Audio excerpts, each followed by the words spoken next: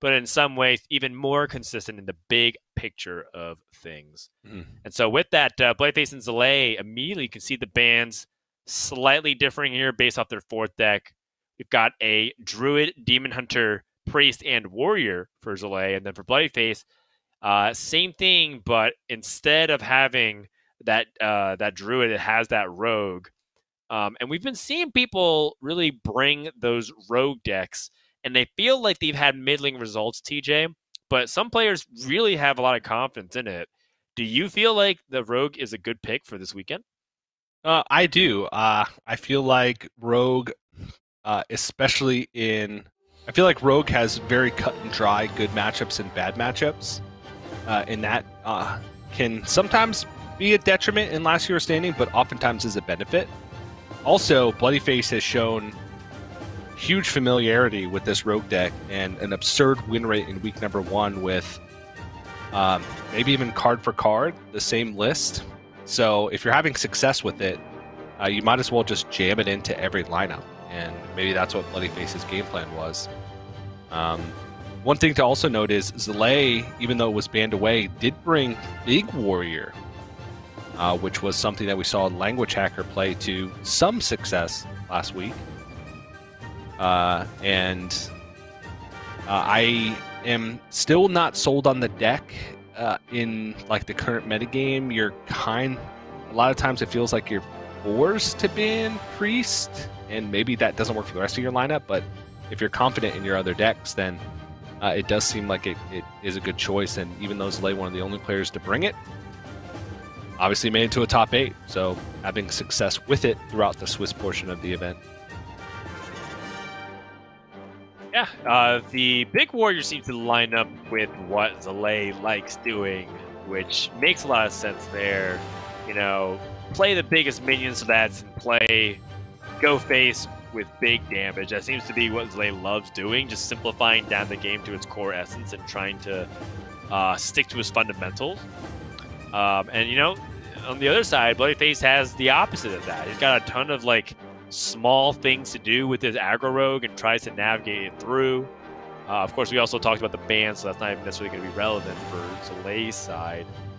We'll see. You know, aggro rogue with the stealth package is terrorizing the ladder. It's one of the most popular decks to run into currently at mid to high legend. It does feel like a lot of people love that fast gameplay, anchored by Greyheart Sage, which helps draw a ton of cards, and Secret Passage, the new card from Skullman's Academy that allows you to draw 5 cards from your deck temporarily for 1 turn and then swap it back. A lot of aggression capable out of that aggro rogue deck, and I think the stealth package, we actually talked about it last week, TJ, right? Because we saw secrets, and we saw some hyper aggro versions that try to play like Sinister Strikes and other things like that. And we were talking about how, you know, our theory was that stealth seemed to be the best way to split that difference, because you're still able to be aggressive, but you keep up your hand economy, so you're not just like super all in on drawing a Secret Passage. And it seems like the meta has actually caught up to that. So kind of a nice surprise, because usually we're not always super spot on with like our meta predictions, because that's what it is. It's prediction. You can be, you know, off the mark. But it seems that's exactly what rogues are doing right now in order to get their game plan underway. Yeah, and, you know, not going all in on the stealth package seems to be, you know, working out as well, where you have extra value generators like Evil Miscreant and Wand Thief. So I like this sort of middle ground of the deck. Still a low curve, still capable of being hyper aggressive, but has some fallback tools. We'll see how it's going to fare in game 1 against Zalae's Priest. Zalae with the standard Galakron Priest as opposed to the Highlander Priest. So no access to the Zephyrus, but has access to consistency, which oftentimes can be even better than Zephyrus. I agree. Consistency in terms of its game plan is really, really important for, you know, a lot of these decks that are trying to streamline their game plan, because if you, let's look at the opposite example of like these Bomb Warriors. I don't even think they activated Zephyrus once despite being in their deck lists. So, you know, you could have all these really cool combo cards or like cards that are really good under the right conditions. And by all means, if they fit what your lineup is trying to accomplish, which is targeting specific decks or being prepared for specific matchups, then yes, it'll definitely go into your game plan and perform well on average.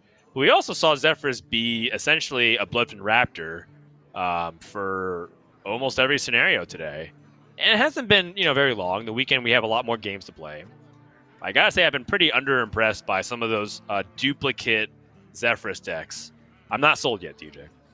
No, Quest Warlock worked. Let's all be honest here. Quest Warlock with the Zephyrus was just the nuts. Or Druid sometimes it did back then. But the Bomb Warrior, yeah, it's a Bloodfen Raptor with the downside of not being a beast. Yeah.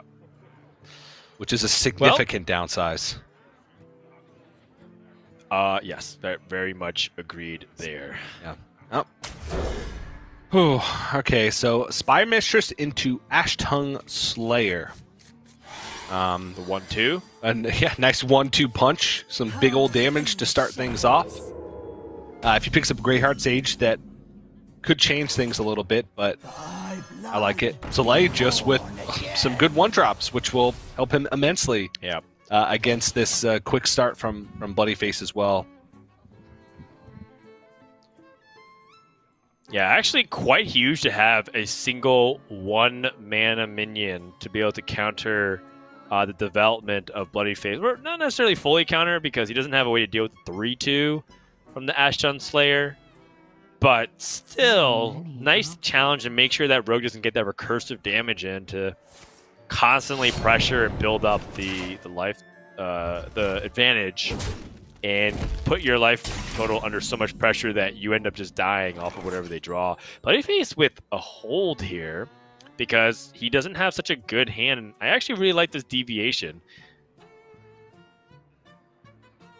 Yeah, it's interesting. Now next turn he can play Ashton Slanger and the Wand Thief. Yeah, and it really incentivizes Zalae to heal up the Disciple of Galakron because he doesn't want it to just die to the dagger.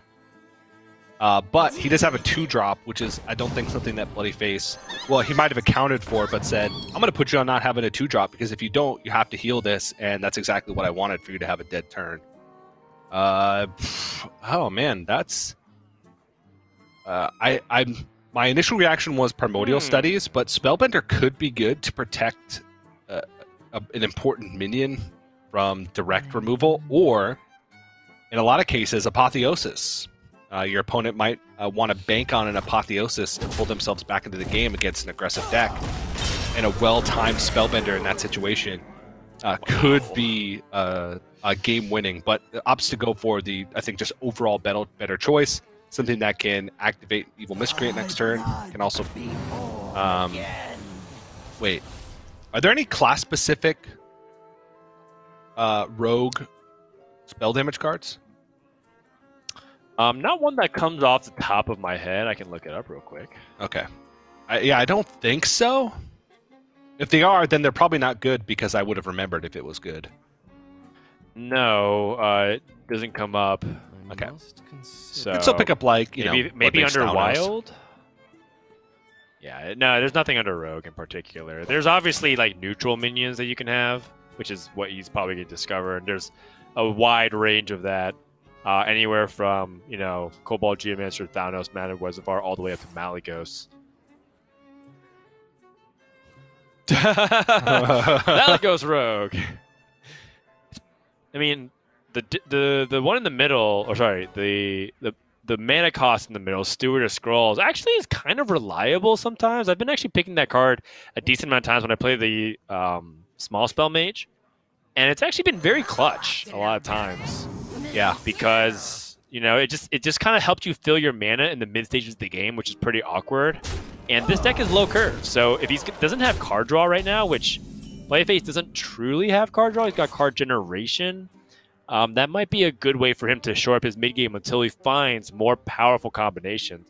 And I love how diligent Bloodyface is fighting over the board here, understanding that that's what's really important right now. Just stay in that board. Don't try to rush for damage because even though he has a little bit of burst, he ultimately needs minions to win this game.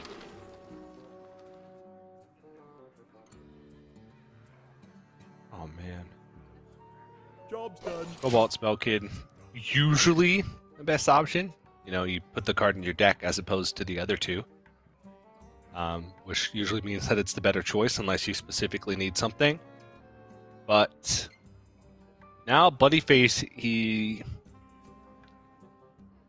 got kind of a weird bunch of stuff in his hand. He's got the Ash Tongue Slayer, but no stealth minion on board. He's got the Steward of Scrolls, but no spell currently in hand. He could discover one that really benefit from it.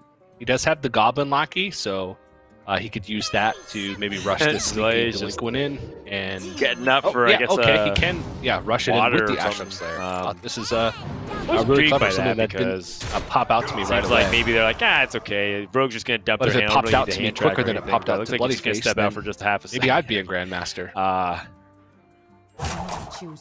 Do we want to trade it all into his Evil Miscreant?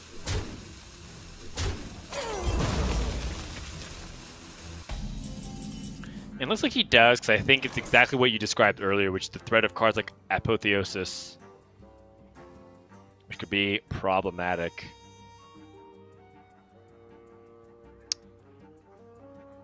No AoE cards, although Renew could discover it through the form of Dragon's Breath, or not Dragon Breath, Breath of the Infinite, and Holy Nova. Those are two ones that are prominent that comes to my mind at the moment.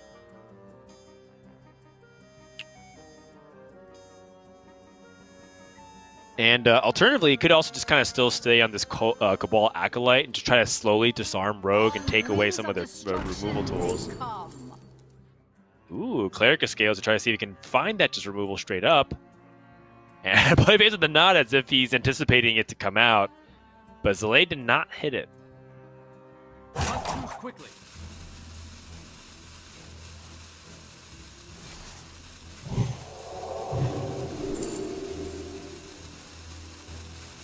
Holy Ripple. Okay, that's much better. In fact, that actually deals with almost everything onto the board.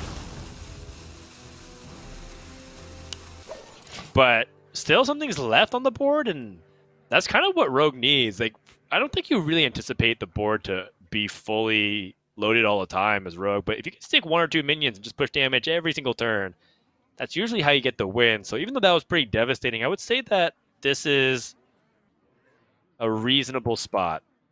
I wonder.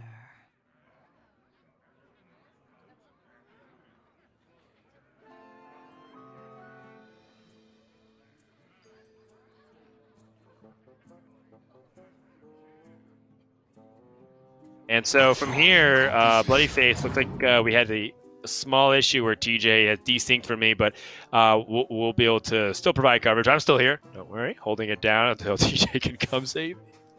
Bloodyface actually discovered secret patches, so this is what we're kind of talking about here. Having that ability to discover things and just fill up the mana slot. Yeah, it's kind of a weak tempo turn for Rogue. It only developed 4/4 for turn 6. But now Bloodyface's hand is really explosive. And the best part is, that secret passage can just be played the beginning of next turn, play his entire hand, and then get back this Cult Neophyte Eviscerate dynamic that he can really do to shut Priest out in the following turn. This Cult Neophyte, if it pulls that 4/4 away, would be another big steal here for Zalae, but Bloodyface is able to maintain it and have that spell damage to cut through. And this Cabal Acolyte trying to just stall a little bit longer.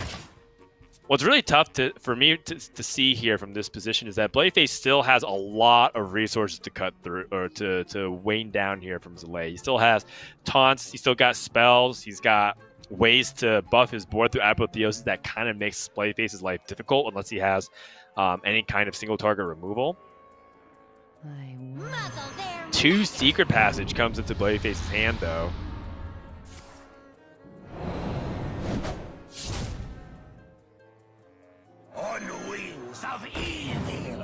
And I think because of the idea that he really wants to cement his board, he's going to go ahead and commit to extending onto the board here. He doesn't have to play Secret Passage. That's part of, again, the strength of this card. And he's basically got 1 mana, draw 5 times 2. So he's got, for 2 mana, an ability to draw 10 cards.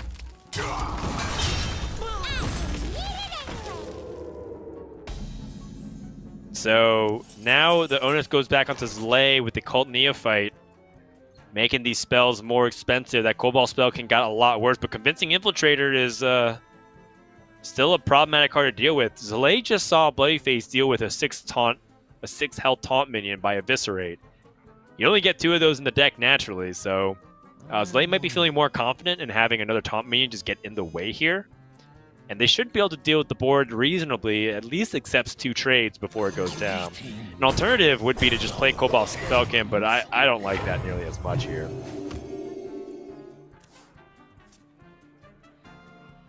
Alright, so bloodyface has another play on the following turn. This could be the turn to play Secret Passage, and then just play whatever 5 cards that he gets. Hopefully they're playable. This is definitely one of the more interesting deck building parts about Secret Passage, because you do end up sometimes picking up too much expensive cards.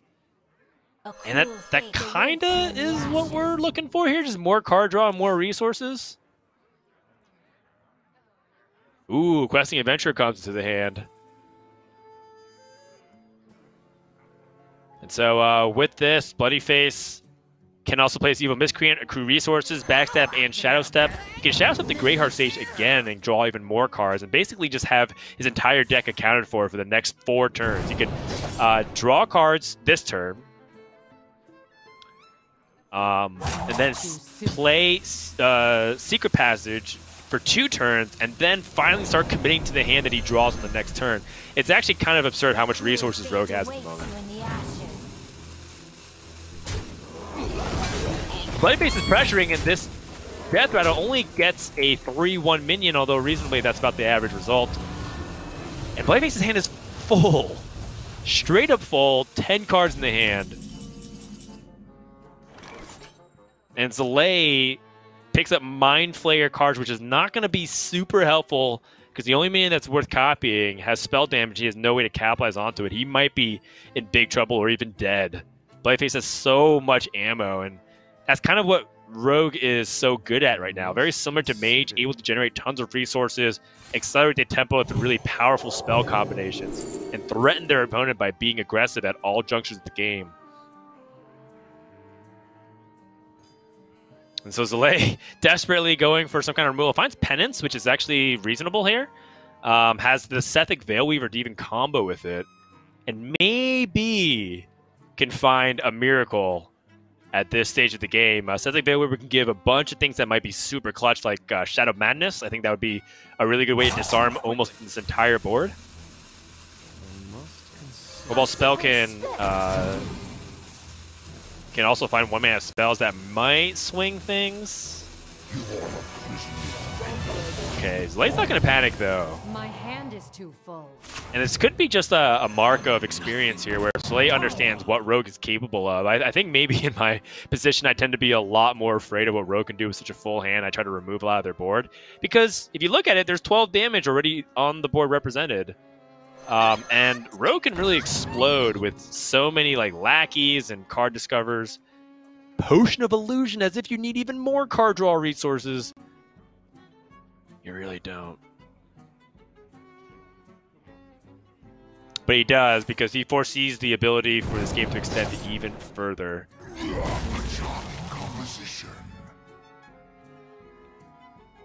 And so bloodyface does end up picking the board a little bit. I think from this position, is another thing to consider is whether or not bloodyface actually just wants to go for the value game plan. Like, he can kind of exchange resources till Priest is playing 1 card a turn, and bloodyface still has like 3 to 4 cards a turn.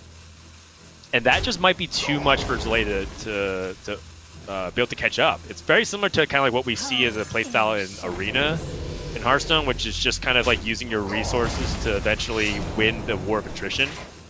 And like, it's not like Priest is pressuring Rogue right back. There's no combo that Zalae is amassing at the moment. So Ethereal Lackey for 1 final discover, finds Shadow Step for maximum value. I mean, that's just ridiculous with what he can do. He even has the ability to use Shadow Step on any of these targets, and they're all good.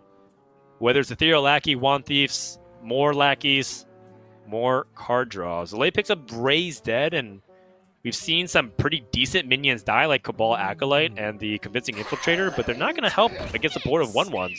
He's really going to hope that this Penance hits something big. Any kind of AoE removal for the Questing Adventurer, which was expertly placed as a 4-attack minion. A Renew, which Zalae actually has a meaningful decision if he wants to target his own minion to get another spell, because at this point he is at he's in a point of desperation where he might have to act and take a bigger risk. If he targets his own minion, he does get a chance at AoE. Or just something. That Questing Adventurer is way too threatening just to leave alone. He does also have this very, like, niche play of Apotheosis and Shadow Word Death onto the Questing Adventurer, which is basically the nuclear option. This is a card that's supposed to help him win the board and win the game. And instead, he has to use a 2-card combination to take out one card that was kind of a threat now, but an ultimate threat. The penultimate threat, even, if you will, because sometimes Questing Adventure is just a opening act for Edwin Van Cleef.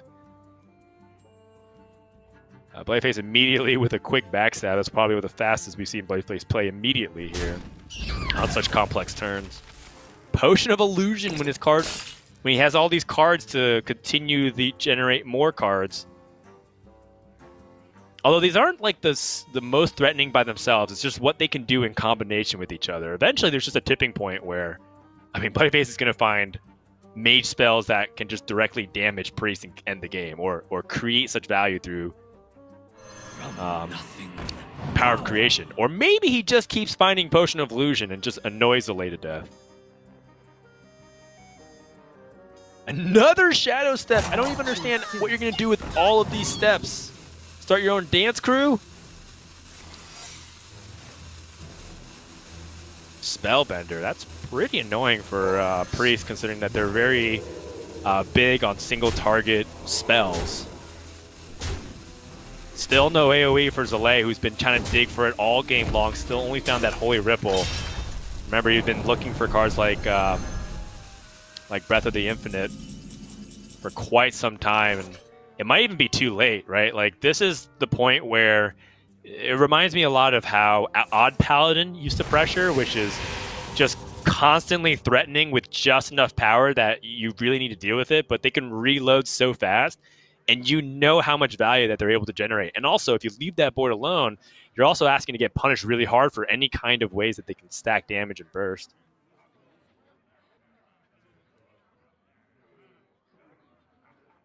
I must consider.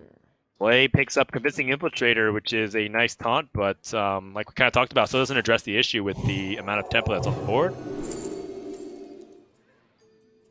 And he finds Holy Nova. Huge pickup. Finally able to maybe swing the board here if he plays Holy Nova and another minion, but he did also just test for Counterspell. So should be clear skies here to develop. I think he wants to consider the possibility of Mirror Entity. A simple step.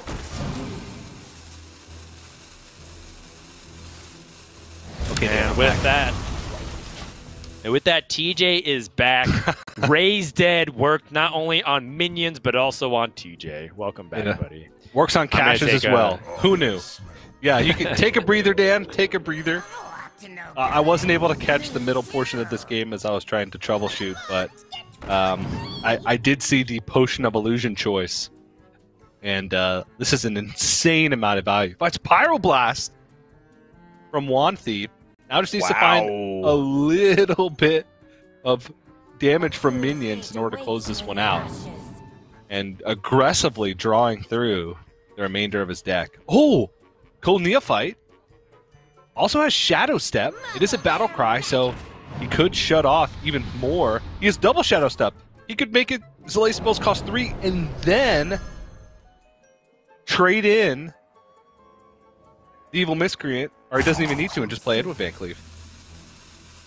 Yeah, I mean, you could really make a bunch of spells inaccessible by playing Cold Neophyte 2 times, even 3 times. Things like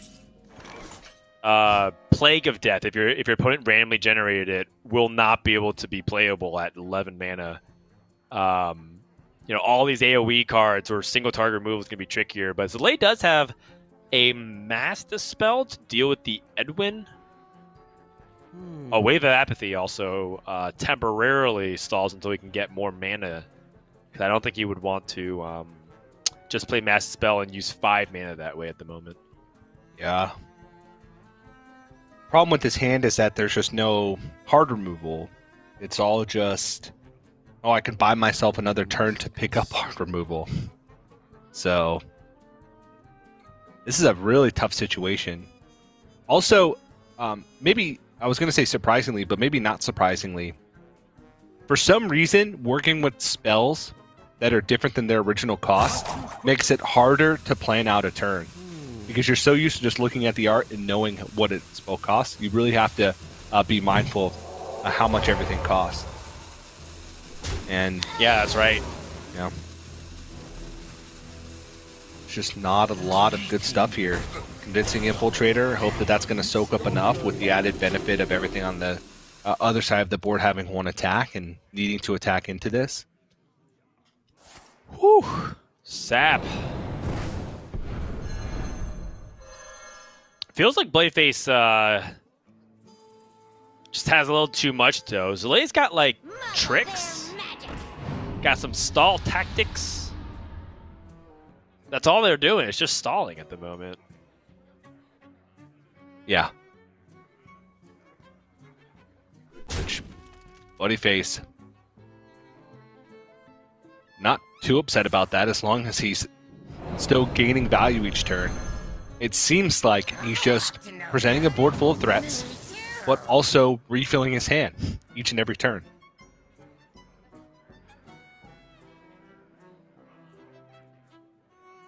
Yeah, we don't know the lackey, so looks like our spectator client may have temporarily chosen to. When it rains, it pours, Dan.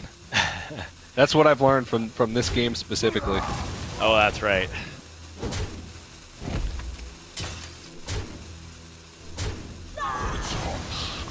It looks like bloodyface going to build up the board. Remember, you have that Pyroblast at least, so if you can just generate enough damage to threaten for a Pyroblast lethal, which even if the Master spell comes, I believe that's enough damage to end the game from bloodyface's side. So yeah, Zalae's in pretty big trouble here.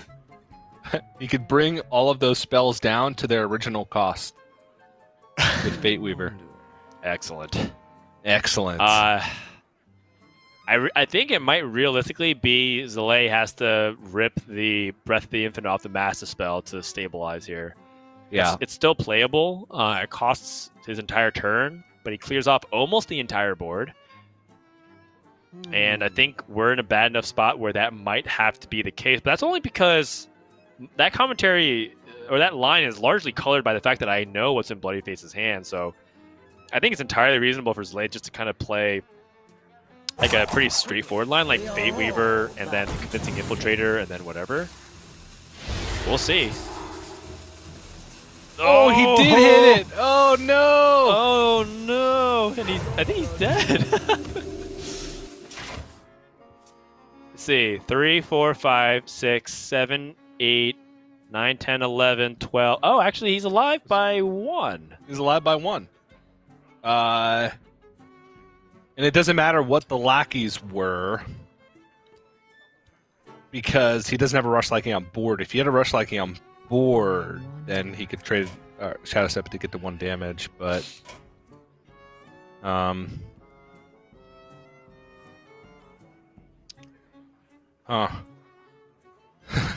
we can only operate with the information of what was in his hand 3 turns ago. That's right. I mean, he could, like... Oh, hey, what's up? Oh, hey. Welcome back. Looks like...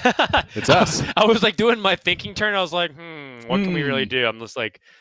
Just turn all the way around. And then when you're really thinking, you just make a full 360. Wow. I can't even do it. There's too much stuff around me. Welcome back to Hearthstone Grandmasters. We've been waiting for you. I don't know what's happening, but I hear Shadow Steps, and I hear Rope Burning. Yeah. And voila. There it is. Looks like it's the same hand as what we saw last time. There what is? I don't see any progression on that front. Oh, double Breath of the Infinite. Still not enough to clear. He also has mind visions where he can kind of just like start things off and see what his opponent's holding and maybe utilize those tools. Yeah. I mean, it'll also give. Ooh. Oh! I mean, that's a. Now he knows that he has like, to remove everything. He has to remove everything and heal. Infinite. Lillian is just going to attack him for 4. Yeah. Wait. He could go Convincing Infiltrator, Breath of the Infinite, Lillian will attack. That'll kill the Questing Adventure. As long as it attacks the Convincing Infiltrator. That is true. It finds a dragon, so the Breath of the Infinite will only hit enemy minions. Can use the Embalming Ritual to get reborn. But wait, the Spellbender. Also, now it won't damage now because he picked up a dragon from Draconic Studies. His Breath of the Infinite won't pick up. I guess he's going for a completely different line. Yeah, this makes more sense to me. More taunts. Oh, Trick Totem! Oh, Trick Totem! All right. What's it gonna do? Crossbolt his own face. I'm almost out of cards. King Mukla. He knows about the Pyroblast. Bloodyface. Does he have damage to potentially end the game here? I mean, Questing Adventure is unchecked. That means it's still alive. We're going to stick with the protagonist in this game, Zalae. Oh, yeah. This is now turned into ladder. Imagine you played Mindrender Lucia. You kind of know what's happening, but you kind of still don't. Well, from Bloodyface's perspective, if he doesn't have a clean way to deal with these, he's going to flood the board, make his questing as big as possible, and hope that the Convincing Infiltrators don't hit the questing. I mean, I'm going to do you one better, is that Zalae, if he's able to withstand this and like play Evasive Draconid successfully and land... Oh my god! A 1 in 7. Ding! Oh, the bell! Home in the shadows you soon. And Breath of the Infinite's going to clear up a lot of this. I mean, don't forget, Zalae has Pyroblast. What if he just wins? What if his out is Pyroblast in the face and Trick Totem goes for lethal? Oh my goodness.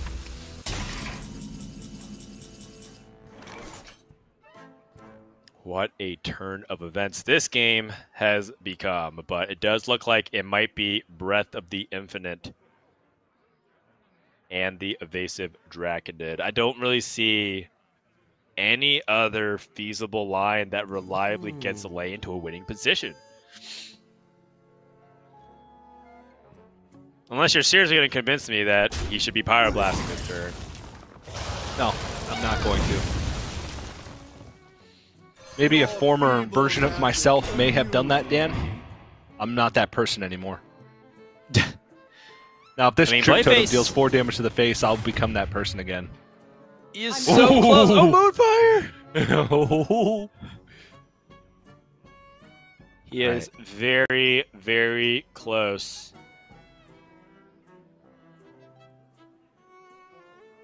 Oh man, you know, Zalae not playing Mukla means he doesn't actually have a chance for guaranteed lethal next turn. Because he doesn't have a way to get past the Zale cleanly.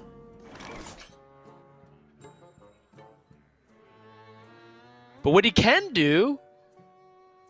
No, wait. I was thinking about if you just Pyroblast and let Fatigue deal it in 2 turns. Oh. Is it Shadow Word Death and then just chill? If he heals his face here, he's alive by 2 on board. Obviously, Pyroblast costs 10. Unless the Trick Totem. Trick Totem! Oh! What is happening? Oh! AoE! And now Bloodyface is dead guaranteed next turn.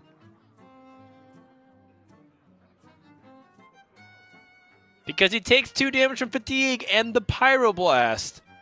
There's also now Soul Fragments in Zalae's deck, so he even has some healing. That's if Bloodyface had anything extra, but I'm pretty sure his hand was just gassed out at that point except for the Pyro. And wow! That's a game of Hearthstone right there, Dan. Game had everything. Had wacky moments. It had 2 casters. Sometimes it even had 1 caster. Yeah. One perspective. It was a Hearthstone. It was a Hearthstone spectating experience in a nutshell. Yep. That's just game 1 of this best of 5, and that leads us to our next intermission, TJ, and well deserved. We're gonna take a few minutes to try to get everything underway and prepare for game 2, but you never know what happens in Hearthstone Grandmasters. So we'll be right back. Stay tuned.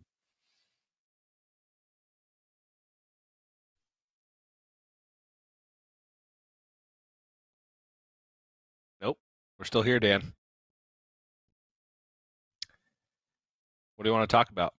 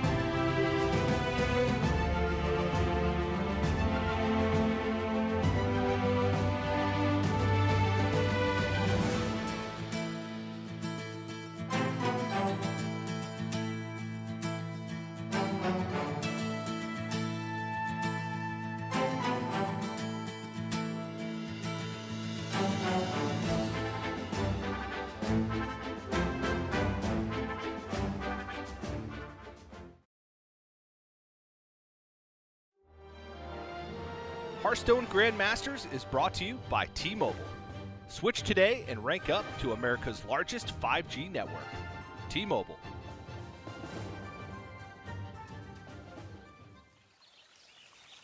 Hail to thee, O Scholomance, the magic school of your legacy of glory shines. May thee stand forevermore.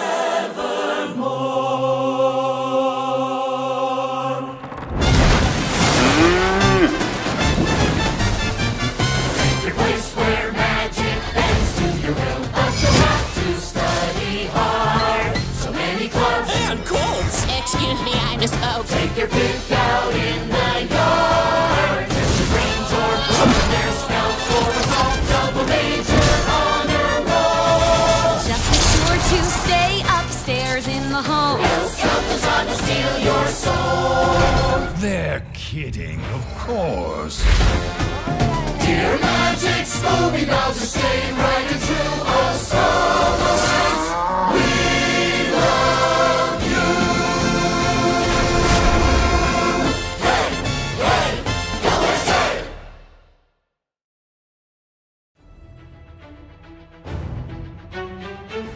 Blythe shows us he truly is the chosen one when he dodges the 7 bombs in his deck turn after turn to sail through to the finals. He's beginning to believe. 7 out of 13 times he wins, 6 out of 13 times he loses. It's that simple at this point. I do not believe it, Ray. I actually don't believe it. No one can stop this man. You are looking at your 2020 world champion. There is no other way around it. He just does it. That's all there is to say. Blythe, and you see how animated and how much it means just to win this game, win this series, and move on to the finals in his first week of Grandmasters. It was an incredible start to Grandmasters for Bank Yugi, coming out of nowhere and taking down some of the best players in APAC to be crowned the Week 1 Asia Pacific champion, with a very unique lineup to boot. One perfect showcase of his off-meta but powerful decks is this play with Galakron Rogue, demonstrating the insane synergy between Lawkeeper Polkelt and Wondrous Wand. Because he can play a one-cost guy, then play the wand, right? So he'll draw all 3 of Galakron, Kronks, and Flick, guaranteed. Okay. Sure. And then the fireworks go off. Yeah, Tyler's sensing that something bad is about to happen here. So first you make room for Flick. Yeah. And then you play then you play the Flick, then the Galakron.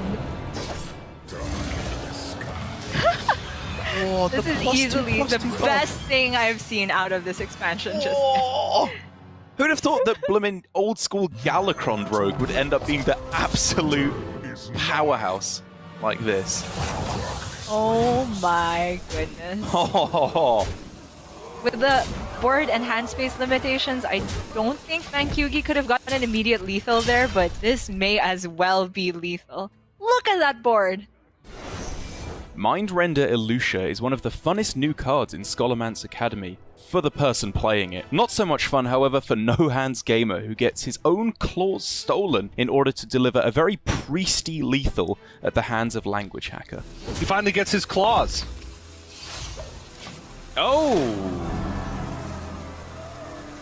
All right. Nice. That's awesome. And I think Language Hacker sees that. Attack, Breath of the Infinite, Mind Render, play 3 claws, he's dead. No Hands Gamer knows. I mean, he had to have the removal to get through that, but I mean, a priest dealing 2 damage, like it could have been Holy Nova, it could have been Breath of the Infinite, a lot of things that could have happened. Oh my gosh. That is awesome. Wow. That was cool. Priest doing priest things. Language Hacker is going to take the series 3-2 in advance. Should play bloodyface for a top 4 spot on Championship Sunday. In one of the best macro game plans I've seen in a long time, Bankyugi picks up Malagos's Fireball on turn 6. Despite having multiple good opportunities to use it as removal, he saves it all the way until he's in fatigue before comboing it with Zephyrus for a beautiful lethal. Right, Squall Hunter, Fireball, Zephyrus. He has 3 mana remaining. Lava Burst. That's it. That lay on hands was nuts. We were forgetting about the key extra bit of burst damage along the way from Bankyugi in the Zephyrus, but what a way to close things out. It looked like Chonsu had just gained way too much health to have any chance. Who else but the Muzz could counterspell a 10 mana spell, then use his own 10 mana spell to hit lethal later that very game? What a way to be crowned Week 1 America's champion. Keep around a 4-4. Oh, no! Oh, round of applause. Language Clapper giving it up for Muzzy here, and Muzzy gets a free turn. He essentially skipped his opponent's turn. What? Oh. Nope. And he's dead. That's it. What a game. What a series. What a weekend. Muzzy is going to take home the first week of Swiss with a championship under his belt.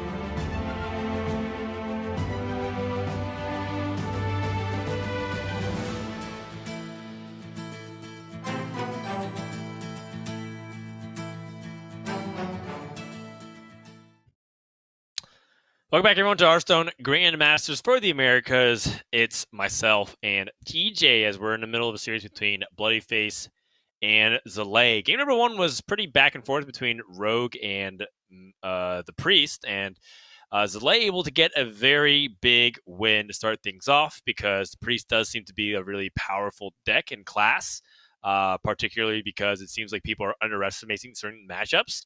So going into it, bloodyface, we already know his priest has been banned, so we have to figure out whether or not his warrior or his demon hunter will be able to get online for this series. Yeah, it might be a little tough now for bloodyface, if only because just I feel like the raw power level of priest right now is quite high, and we have seen some last hero standings sweeps with priest, so. Bloodyface does get a counter matchup here, but if he doesn't win this one with the deck that he perceives to be, most likely perceives to be his best matchup against the Priest, we could be looking at a 3-0 for Zalae. But I do feel like Bloodyface has some good options. He's got Bomb Warrior. You sort of mentioned the matchup of Bomb Warrior versus a lot of Priest archetypes.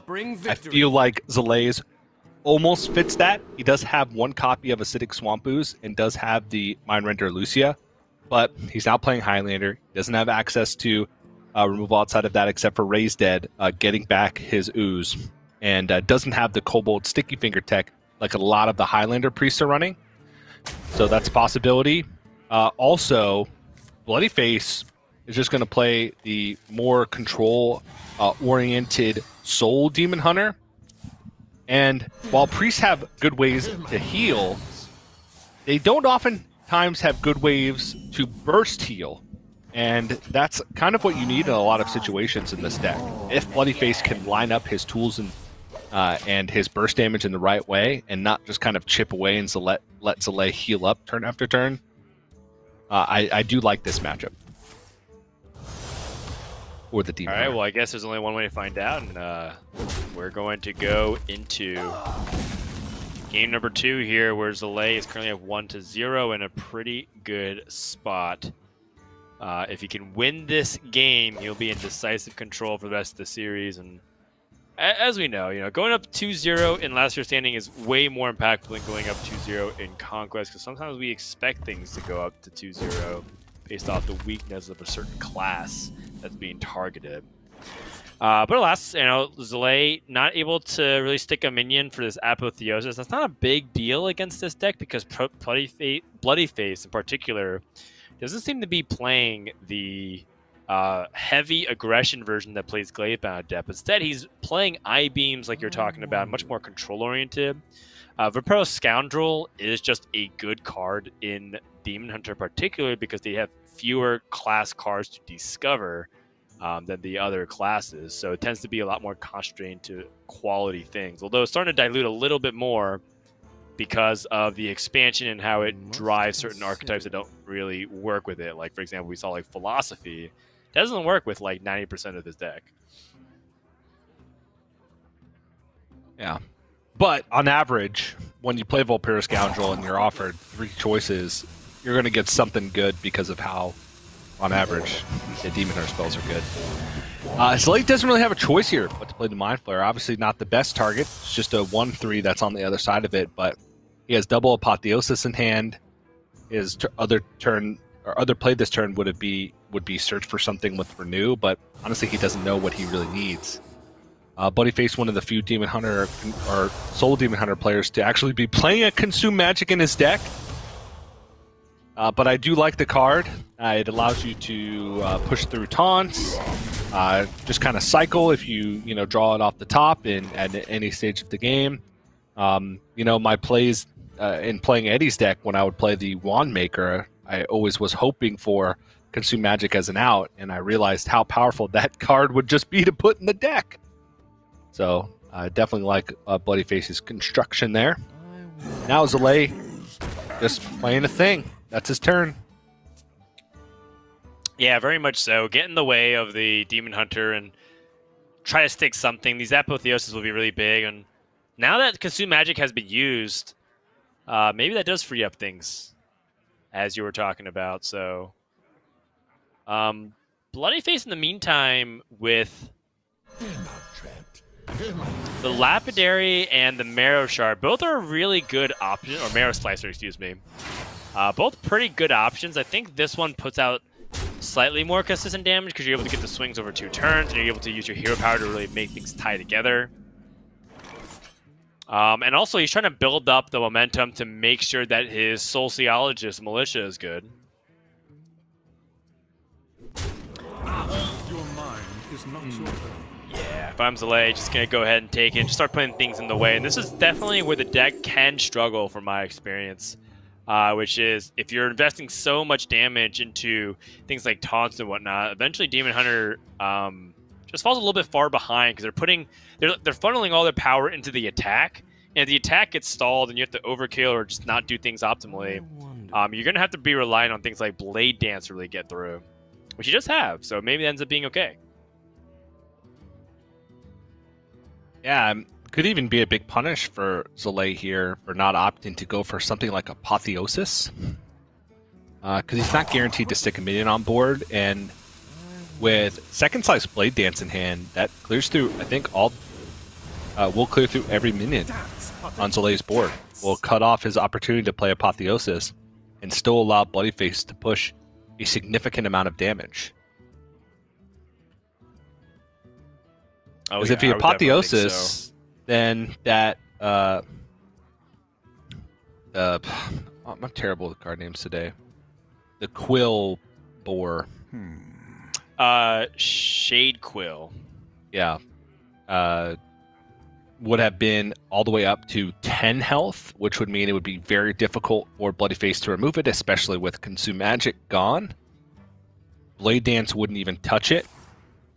It would have to be removed because it would have lifesteal on it, and bloodyface couldn't outrace it, so he'd have to acknowledge it. I honestly like that so much better. Obviously, you know, I can see the hand. I know that Blade Dance is there, but I'm having a tough time. I know a card in the deck that counters this board. It's hard for me to find a card in the deck, given the information that Zalae has that counters an Apotheosis. Yeah, I think that's a really fair point, especially with that Consume Magic already used. In fact, I don't really think there's many cards that would counter it directly. It would have to be like Volpera Scoundrel and some getting kind of fortunate off of that. So I'm actually in agreement. I think that the Apotheosis, especially since you have two of them, might have been the better choice. Alas, Zalae does pick up the weapon removal, which is very big. Kind of stops bloodyface from being able to get too much momentum. But I mean, here we go. The Sociologist is raring to go, and that's a lot of power on the board. However, Zalae's got to check with Soul Mirror. Everything seems to be coming up good for Zalae here. Yeah, the problem being is his entire hand is reactive. And a lot of times that's not where you want to be against this this Soul Demon Hunter.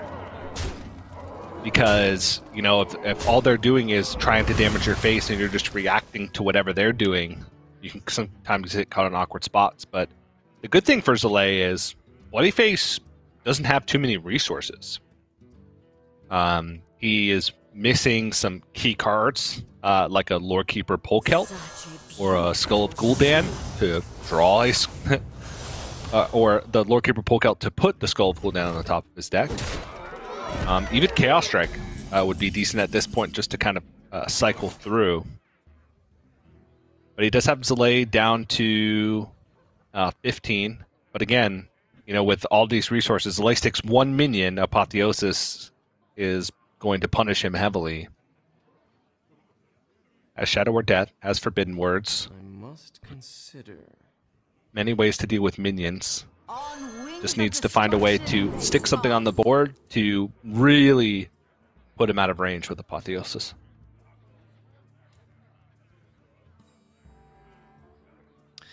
Yep, so Apotheosis still kind of just chilling there, and the key will really for Zalae if he can just kind of keep stabilizing his health total here. I do like using Forbidden Words, a little bit more mana efficient. He doesn't have ways to develop beyond that, but if he chose not to, he could have also played Apotheosis. This deck is a lot more heavy on the removal, so I think he probably is not anticipating a 3-4 to stick, if that was the case.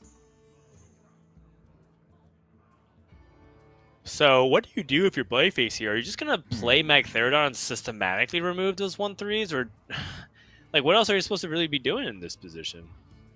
Yeah, I think it kind of has to be Magtheridon and then see what happens. Magtheridon hero power down the Cleric of Scales. Then Zalae is not too incentivized from developing because he knows that any development could be shut off by, you know, either Blade Dance plus some hero damage cards or by the Shard Shatter Mystic. It kind of makes the turn awkward for Zalae. I don't necessarily like just playing out a minion like an Ooze. Is there any way that he could be punished for playing Magtheridon? I don't think so. There's no way for any of those warders to be transformed. I mean, he can get punished by the fact that he's creating minions. So yeah, like that's true. Apotheosis and yeah, whatnot. But then is with a Magtheridon on board, is Zalae wanting to develop more into his minions? Oh my. Wait, how does Murozond and Magtheridon work? It's just dormant forever. Okay. Because it has to be enemy warned, right? Can't be friendly. Yes, I believe so. I played so much Magtheridon, and I'm haven't pretty had that sure I've run interaction into pop most up yet. interactions.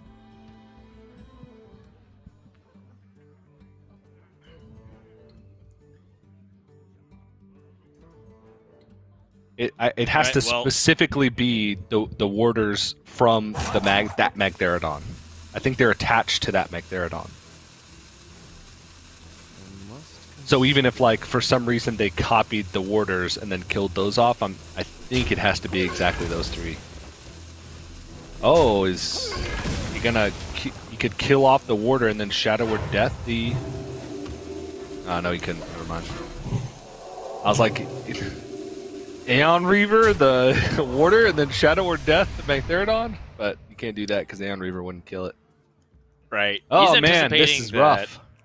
Yeah, he's anticipating that bloodyface will be able to kill it off, but that's why he's planning to keep his Shadow Word Death so that way, or rather, not develop onto the board. If he played like a basic Draconid and then something disastrous happened where that last enemy warden died, then all of a sudden he would lose his Draconid and then he would be down a minion. So Zalae really trying to squeeze out every point of value they could possibly get. And bloodyface, with a very slow development turn, setting up his Eldraki Warblades. It's not really going to do much here. No. Kind of like a holding pattern here, because like if Zalae improves the board, maybe bloodyface clears it with the Magtheridon.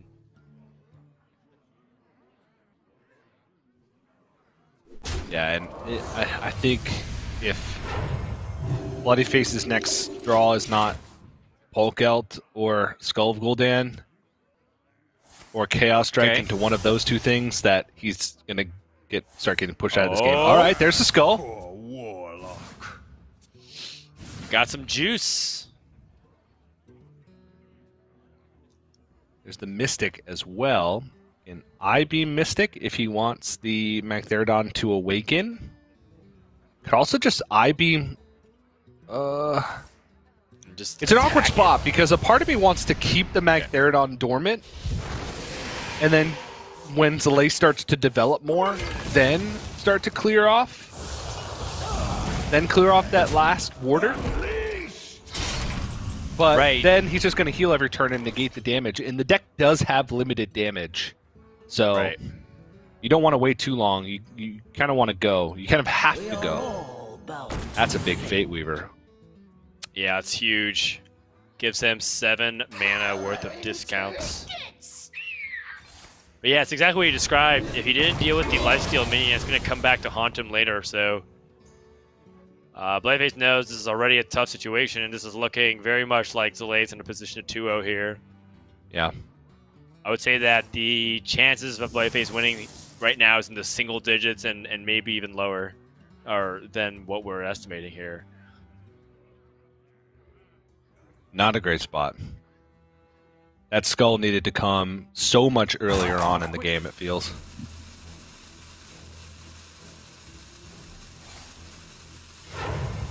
To even, like, have a semblance of a chance.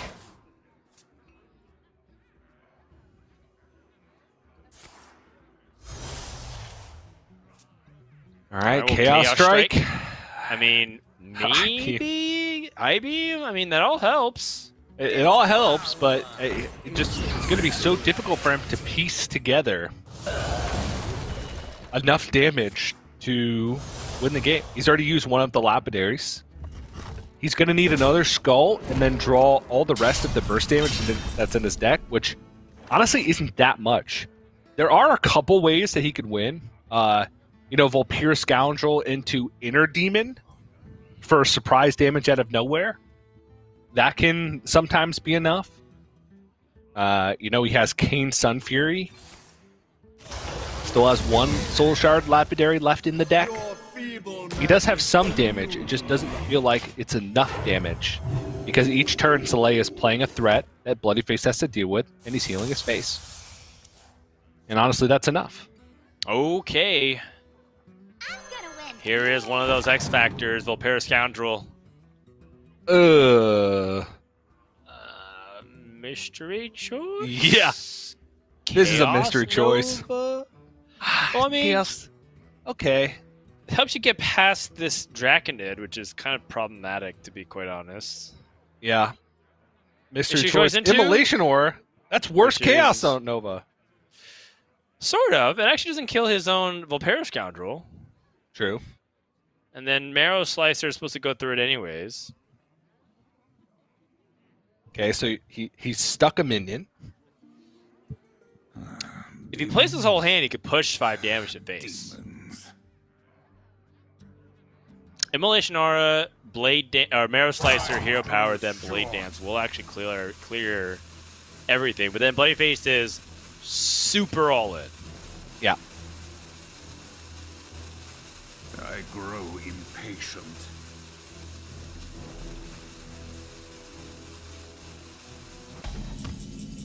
And it seems like Blade Face is just going to pass here. With the pass, it honestly seems like Chaos Nova would have been a choice. Now, obviously, I'm not faulting Bloodyface for taking the mystery choice because that could have been something so much better. And maybe he thought that he needed something so much better. But, I mean, Zalae is not even going to do anything except heal his face. There's no reason for him to develop more into this. Just because there's nothing he can react to, and Bloodyface couldn't deal with his board while floating 7 mana last turn. So what makes him think he can deal with the Evasive Draconid with 10 mana this turn? Yeah, so he's thinking about if he wants to just kill it this turn. With that Mystic being drawn, he totally can just trade, play Immolation Aura and Mystic, but he wants more value. Yeah. And Zalae can just push and do the same thing again. He can also start developing just a little bit more. I think Zalae is just gonna take a second to think about like what can he really do here. Raise Dead can increase his options. Oh wow. Oh wow. Another acidic swamp who's shut down Bloodyface's weapon. Also picks up the Warden, which is also pretty funny. I mean, it could soak up Blade Dance from a bigger minion. Right. Another Raise Dead.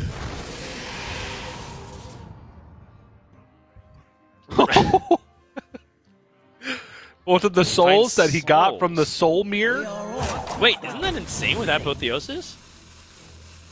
Oh yeah, it is. What? Oh, that's so cool. Okay. Chooses to hold on to it for now. I think he's anticipating Blade Dance, so he knows that he's probably going to die. Okay, Oh, well, what if you jeez. never stick a minion for the rest of the game? I guess... Exactly. Now, what if your opponent doesn't play a minion for the rest of the game? Yeah, but it's very unlikely that they don't. I mean, unlikely, but it could happen. I'm just cashing it in, because best case scenario, you played on that other soul, release soul that's in your hand, which would have been the same amount of healing. Yeah. I think he feels okay because he has the acidic swamp ooze. That's a big deal. Losing 4 more damage. Oh my gosh. It's just so much healing. Who needs Apotheosis? Yeah, I mean, Bloodyface thinks that's bad, but wait till you see what happens afterwards.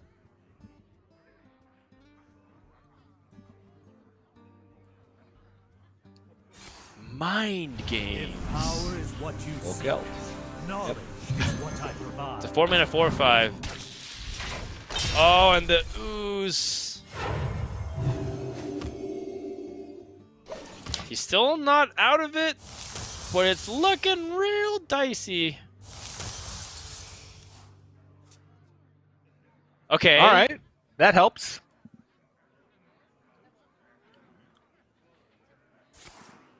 Yes, it is exactly how you described. It is helpful. It is not game winning. Power is what you seek. Knowledge But is what I provide. we'll see Lord Keeper hit the board, and that means bloodyface is guaranteed to draw a second Skull of Gul'dan, and so the conclusion of this game is upon us here. Okay, Oh so it'll draw the skull. The skull will draw Soul Shard Lapidary, Kane Sunfury, and Volpira Scoundrel. I believe, right? He's only played one Volpira Scoundrel? Yeah. So Soul Shard Lapidary at 2 mana, Kane at 1 mana, Volpira Scoundrel at 0 mana. His maximum damage would be if he picked up Twin Slice off Volpira Scoundrel. It would be 10 from hand off the skull. I must consider. Yeah, I was thinking Cobalt Lackey and the Galakron, but it looks like Zalae has other plans here right now. Oh wait, he's Galakron invoked twice. I don't know why I was thinking otherwise. Apologies. Oh no! Is he free? Is this real or an illusion? Alright. Poor warlock. The last effort, and we know that the order of the cards being drawn, and it really comes down to Volpira Scoundrel.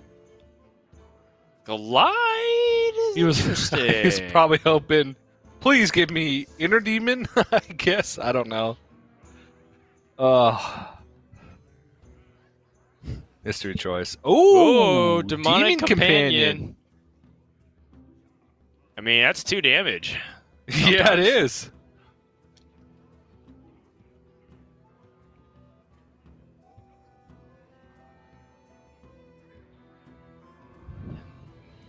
He also needs to kind of play this Lapidary, otherwise he might draw his Soul Fragments. Yeah, honestly, I am having trouble finding what cards he even has left remaining in his deck. Like, what actual cards he has left remaining in his deck. Yeah, bloodyface is very all in, and Zalae has all of this covered. Another release, Soul, Cobalt, Lacking, Apotheosis, and Aeon Reaver. All of that, plus this Breath of the Infinite. Yep, you go Breath of the Infinite, Aeon Reaver, Kobold Lackey, Apotheosis. Yeah, it's got to be the play. At this point, you can close it out. And I think Zalae is probably going for, like, ultimate victory at this point, which is, like, shutting down every possible way to lose. Yeah. And I think that should do it. Bloodyface finally concedes, and Zalae 2-0. 2 extremely long, grueling games. But very meticulous about how he's going to approaching his priest play, and now Bloodyface is down 0-2. He has to win with his Bomb Warrior next, which is a matchup that I don't think he feels confident in right now. No, maybe a little more confident than against the Highlander priests that are running the Kobold Sticky Fingers. But Zalae does have a Swamp Ooze, and obviously because of the consistency of the deck, has access to things like double Raise Dead, can double invoke his Galakron, double Renew, double Cleric of Scales to find more spells from his deck, like Apotheosis, which can stop or at least extend the clock for bombs if Warrior leaves a minion up at a point in the game. So yeah, definitely don't think he is feeling super good about this deck. If he was, he would have queued it into that game if he felt better about it than the Demon Hunter. There are some complications to that. Sometimes you won't queue your best matchup in Last Hero Standing if the deck that you don't queue has a better matchup against another deck you might face. But I'm of the philosophy that just do your best deck and take it one game at a time. We'll see though. Bloodyface, Bomb Warrior versus Zalae's Galakron Priest. All right, Galakron Priest, pretty strong against early aggression, largely because you have so much ability to get onto the board quickly. And so I think from Zalae's perspective, I don't know if any of these are worth keeping. Raise Dead, it is only okay, I think, if you had the guarantee of an early curve. But a lot of times you just rather have that curve. Unless I'm missing something and Galakrond becomes really important, but I feel like you just really want to actually disable the warrior. Get things like acidic Swapus. Holds on to the Mind Flayer. Okay.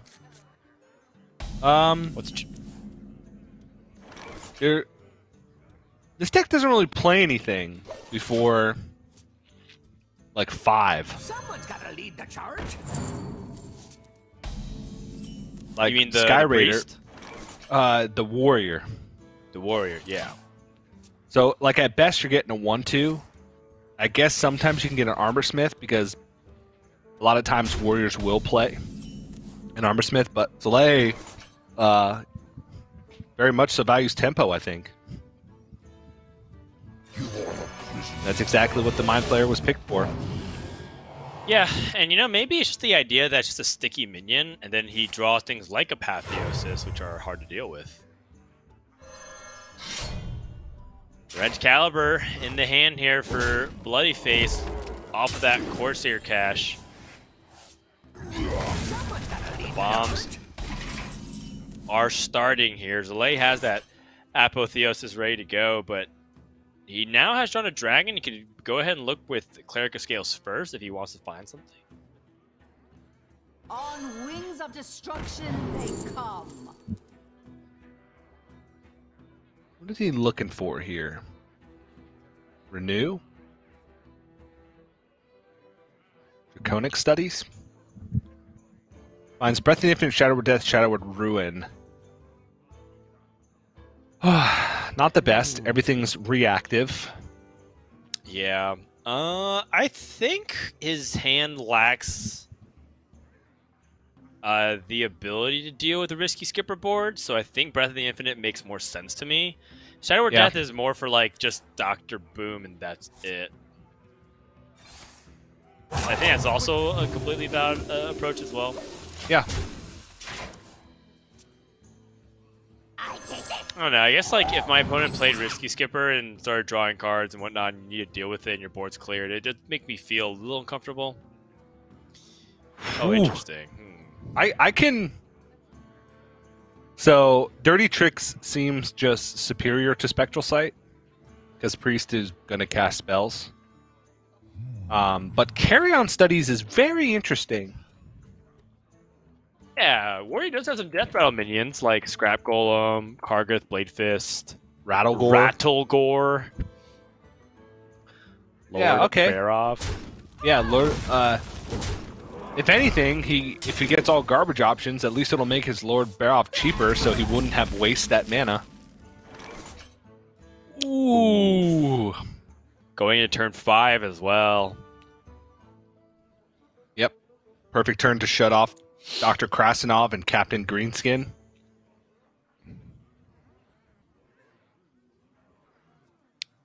Yeah, I like that Zalae hesitates just for a second. You know, again, I think a lot of people would be insta-slam, but this is, you know, Blightshow or Casey. They just instantly play an emote. That would be the optimal play, but oh, Zalae. Yeah. I was going to say, it's a one-charge Wrench Caliber. Bloodyface plays Horde Pillager as a second Wrench Caliber. Obviously, this is like the punish, but if you play the use last turn and then he redevelops another Wrench Caliber or plays Horde Pillager, and then they buff it up. Yeah. I mean, it is greedy, especially since Bloodyface has Blastmaster Boom in hand. Now, Zalae doesn't know that, but like just saying that Bloodyface could have the punish to Zalae letting this weapon charge go for one more turn. Sure, I get where he's coming from, and a pretty good moment to have Breath of the Infinite, by the way.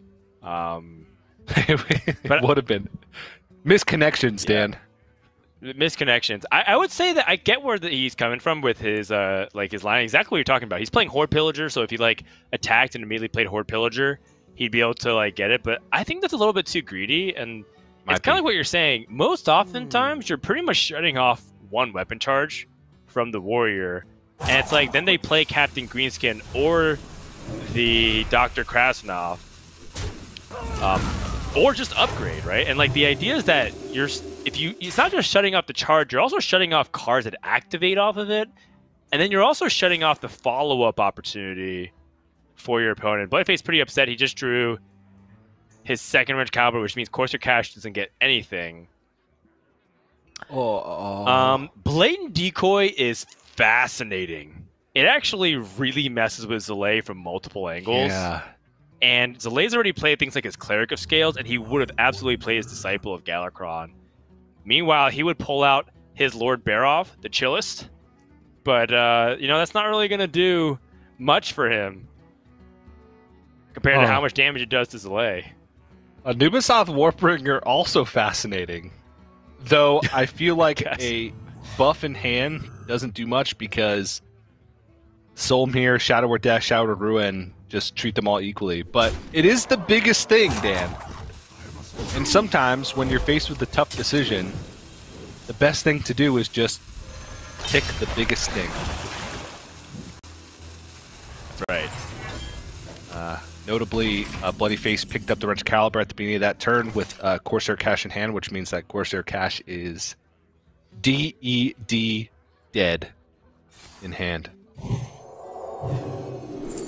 Man, I really want that Blatant Decoy, but I totally understand. It's exactly what you described. The options and the power between that kind of defender, but we'll see. It's interesting because I feel like a lot of the decisions that we're talking about is largely based off the information that we have on each other's on both players' hands. And so obviously they're making these kinds of decisions and choices without knowing, but it feels so painful to see like things like the Mind Render and Acidic Swamp Ooze. They're like two of the most impactful battle cries in this matchup. And if you could find a way to disable it, it would just be epic. Yeah.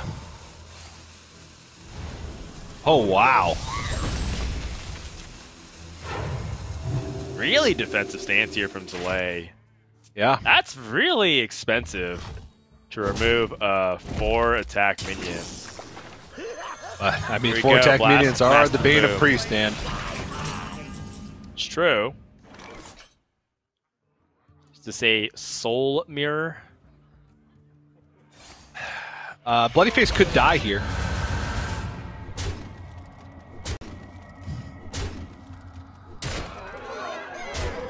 It's going to be fireworks one way or another. Zalae could also potentially just die on the backswing. 4, 7, 10, 13, 14, 15 damage. 2, 5, 8, 10, 12, 16 damage right back. Zalae comes out on top in that one by 1 damage. Yep. Does he get a big teddy bear or something? Well, on average, you deal 15 damage, TJ. That was actually very close to the average amount. Because each Boombot does 2.5 points of damage. And then you times that by 6 and it's 15. Yeah. Alright, so now 5 bombs in Zalae's deck, I believe. Because he had a Corsair Cash Wrench Caliber that he also Dr. Krasinov. So that's 4 swings, and now 5 swings from this one. He did draw 1 bomb, though, if I'm not mistaken. So 4 bombs left. At least 4. Between 4 and 5. We'll just say that. It's definitely a dicey situation now that the game has escalated to this point. If I'm Zalae, thinking about you played the ooze. Not being too greedy. Play the ooze, and like this is definitely one of those things where in hindsight, if Zalae knew that this would pan out the way he would absolutely play that ooze way earlier. But like it's also a compounding effect. Had he played the ooze, Bloodyface wouldn't be able to use Dr. Krasnov. He wouldn't be able to stack as many bombs to the deck. Blastmaster Boom would have come out with 3 Boombots. There's just like all these different ripple effects, and now he's paying the price. Yeah. Bloodyface can just hit Blade Storm and hit face for 3 more damage. It's not quite a bomb out, but it is a 2 bomb out, and now there's another bomb. It's a compounding effect. Okay, there's one. 2? Nope. But so he can. I guess it's Mindrender Lucia. He has to. He's dead if he doesn't. Yes. There is an opportunity where maybe he could find a way to activate Zephyrus. Shield block, if that picks up any of his duplicates. Risky Skipper and Shield Slam. There's 2 duplicates left. So unfortunately, he can't do it.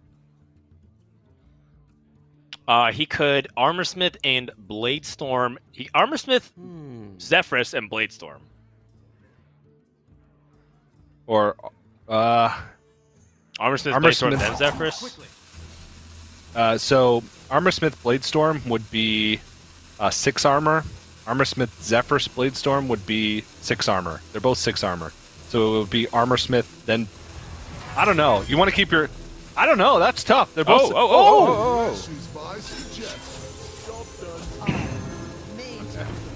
Alright, that works as well. No, it was all fine. All He's kind hoping of that the same Bloodyface thing, which bombs. is... He didn't. Yeah. But, I mean, Bloodyface can now kind of build up an intimidating board on his side. Uh-oh. Oh, yeah, that's a big uh-oh.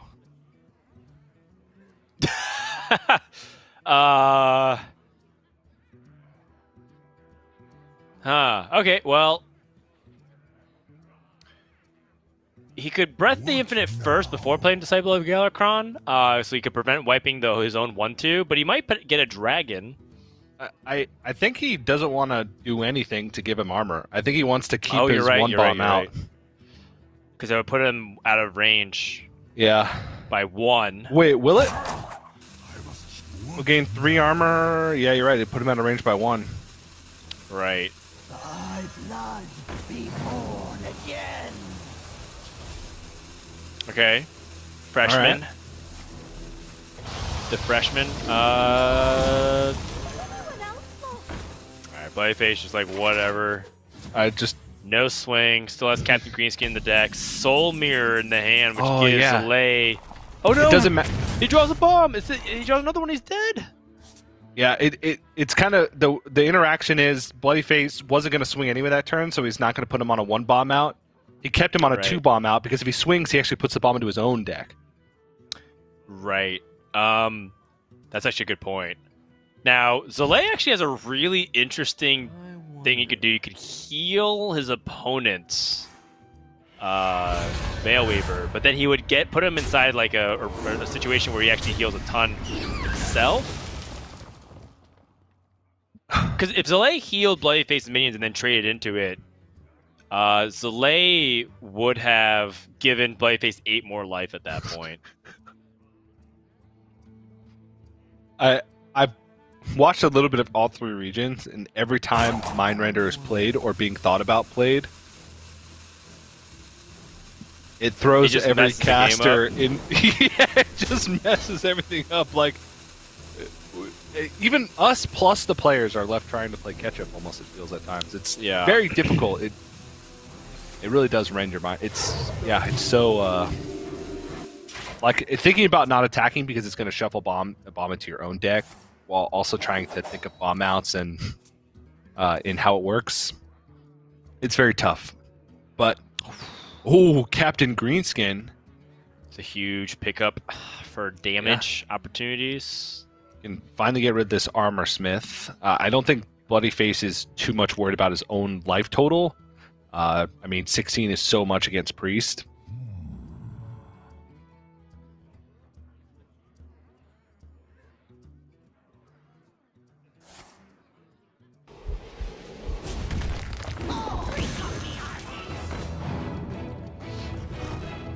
I mean, this is still a bad situation for Zalae because he doesn't have any semblance of a long-term game plan. He is trying to dodge bombs.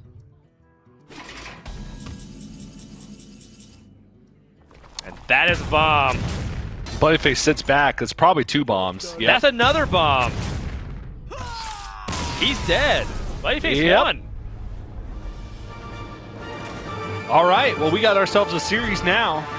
Usually when that happens, in last year's standing, if you win with that second deck in a row, it looks more and more like a sweep because that's theoretically your opponent's best deck against the matchup. But Bloodyface getting it done with Bomb Warrior, despite Acidic Swampoo's being in the hand pretty early for Zalae, maybe got greedy with it. I understood his plan. I understood his reasoning. He was thinking there's only one swing left. I want to get a little bit more value from it. But can't help but think it could have come out a bit earlier and maybe put him in a better spot in the game. But also, Zalae was working with pretty limited resources. He never really had an opportunity to be proactive. And Bloodyface did have multiple charges left, drew the run to caliber the turn after it would have been destroyed. So who knows if it would have even changed the outcome. That's right. So now Zalae has to switch to his Druid deck and use Druid to try to take down the Bomb Warrior. It's very difficult for Bomb Warrior to deal with big minions outside of their brawl. And this Druid deck, since last week, has gone through a little bit of a makeover. No longer playing Kael'thas, instead just kind of going with the exotic Mouser and the animated broomstick, trying to get that as your cheap tempo swings instead of relying upon 0 mana cost cards with Kael'thas. Yeah, how do you like this? How do you like this deck, DJ? I like it a lot, actually. It still has a very similar power level to the survival druids we were seeing last week. It just doesn't have the blowout potential, which I think is good. It has to fight a little bit more honestly, but it does have more consistent waves of threats. It just can't turn those threats into +4/+4 massive 30 attack boards on turn 8 or whatever Kael'thas could do. So definitely a fan. The animated broomstick is kind of a cool little tech. We're seeing that card come up a lot more. Seeing it in a lot of the Highlander priests, specifically throughout Europe. Seeing it in a lot of the spell druids / survival druids. Also starting to pop up in some Zoo Warlock lists. Tom, I believe, is running it in his Zoo Warlock list over in Asia Pacific, and I've been seeing it a good amount on ladder as well. Kind of an underrated card that has made for some big tempo swings in some decks that desperately need it. Like Druid has no problems in being able to summon a lot of big minions, specifically with Exotic Mount Seller and Ysera Unleash the Dream Portals. And Animated Broomstick is a 1-mana card that allows you to quote-unquote activate all of those things the turn you're able to pull them out of your deck. Yep, that's right. And so, we're going into game number 4 here. It's been quite a long series, and there's still no sight of the end in terms of we don't know if this series ends up going to game 5. And Bloodyface, if he's going to try to do that, he's going to need to find a way to get onto the board pretty quickly against Zalae. Zalae has nature studies with no ramp. Twilight Runner, which is a pretty reasonably, pretty powerful card, but you do want to be summoning it off of Guardian Animals, and it looks like Zalae does get the ramp here. Yeah. Love the aggressive mulligan, trying to find ramp plus Guardian Animals. Picks up nature studies again.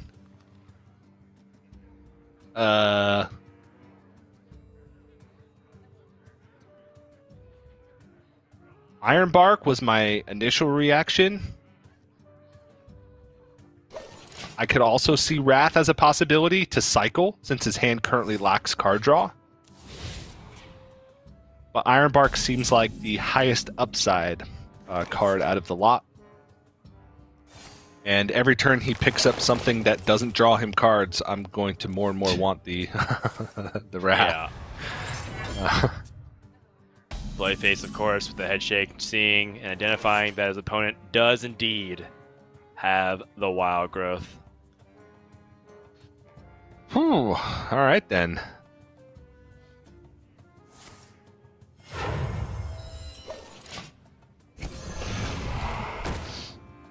Okay, so Zalae actually kind of going after this tempo option with the Lake Thresher, which I guess makes sense given that, like we were talking about The Bomb Warrior deck takes a while to get set up. It's very much like a mid-range deck that takes a while to load everything onto the board, but when it starts piling in the damage, it really comes flooding in. What now? This does shut off Zalae's ability to play one of the 7-mana cards. The key 7-mana cards in this deck, Guardian Animals and Overflow, on the following turn. But it is still unlikely that he draws them from his deck for those with 23 cards remaining. Because he would have been able to coin Innervate out, and I understand his desire to not want to give bloodyface full initiative, especially considering that he just saw a Corsair Cache. He knows a Ren's Caliber is coming out. Put something on board. Attacks the Lake Thresher. Okay. I think Zalae's probably happy about this because he has the cards to punish that. If he wanted to, he could even Iron Bark and Crystal Power this. That would play into Blade Storm, but from Zalae's perspective, maybe he doesn't have Blade Storm because he attacked the thing. I mean, maybe it's one of those things where Bloodyface sets up for both scenarios, right? Like, either he heals it up and taunts it up, and then I Blade Storm, and he's wasting his resources. And I think Zalae's forced to do something like this. Yeah. I'd like just the Crystal Power, because effectively they both, quote-unquote, wasted resources, where Bloodyface wasted face damage into attacking this when he's going to have to Blade Storm it anyway.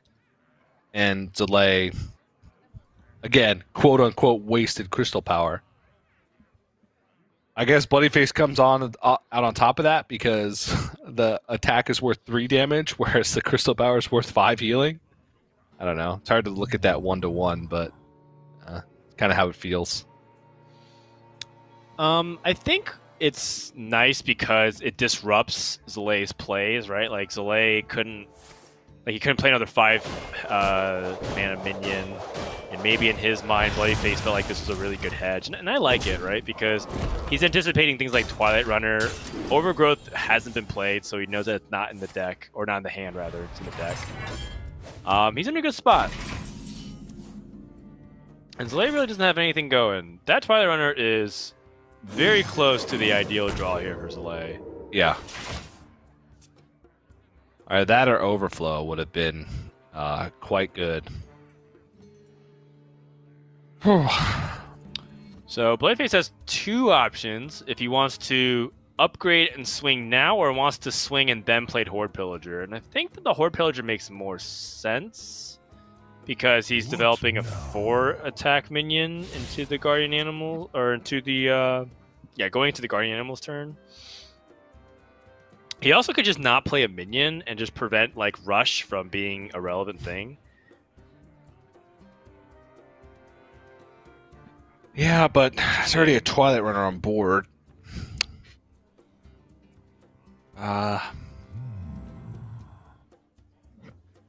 Right, your opponent floated 5 mana. He Wild Growth into basically nothing on 5, and then on 6 he played off the top of his deck. I think Bloodyface might be anticipating some stuff coming out from Zalae here, so playing the Anchor can help set him up to react to his opponent. Yeah. Definitely a little bit of a shame that he's not able to capitalize on the weapon swings from the Ren's Caliber, but he's already got 2 bombs shuffled in, so maybe he feels like that's good enough. Wow. Interesting. Even committing the upgrade to it, mana efficient, but you know, he's really going to try to see if he can draw all of those cards. Speaking of drawing those cards, Zalae with the bomb draw off the Twilight Runner.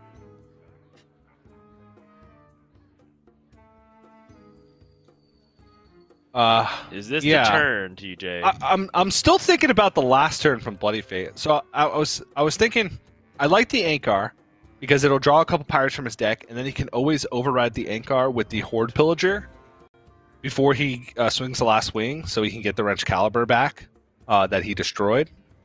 There's also the argument of he has so many weapon swings available to him in hand with Ankar, Horde Pillager, and Ren's Caliber. There's no weapon destruction, so he doesn't have time to get all of them out. And he is trying to accelerate his draw towards his removal because he's going to need more than 2 brawls. So like putting 1 extra bomb in the deck is not as good as maybe on average drawing your removal 2 turns faster because you're pulling pirates out of your deck. So, oh my goodness, just the upgrade commit is that's where I draw the line, Dan. I mean, he does have a lot of pirates in his deck. I think it's fine. Yeah, it's Speaking fine. of fine, bloodyface should be fine. He has brawl. Yep. Do you want to commit a Sky Raider into it? I mean, apparently Sky Raiders just win brawls. It's won 2 brawls on broadcast today, combined with us in Europe, from what I've seen. So Sky Raiders feeling good. So looking at the pirates left, there's a Captain Greenskin, a Sky Raider, and both Risky Skippers. So there's a good chance that Bloodyface gets value out of every single one of these upgraded Ankar swings.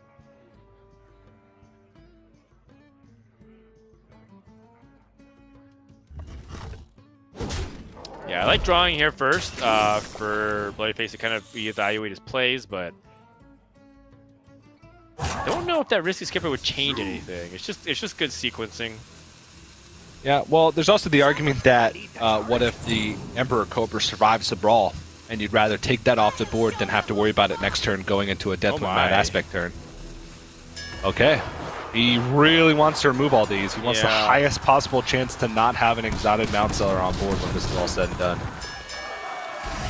The Skipper! Oh. You know, I was going to say that one of the hardest things about, like, playing so slow is that you can't react to things like the brawl. But it looks like he doesn't need to if Bloodyface wins the brawl every time. Yeah.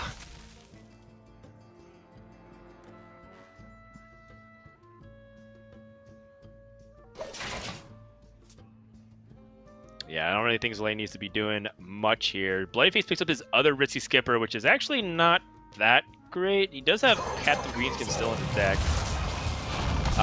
What beast comes out of the teacher's pet? Oh, that works. Nice. Very nice for Grizzly.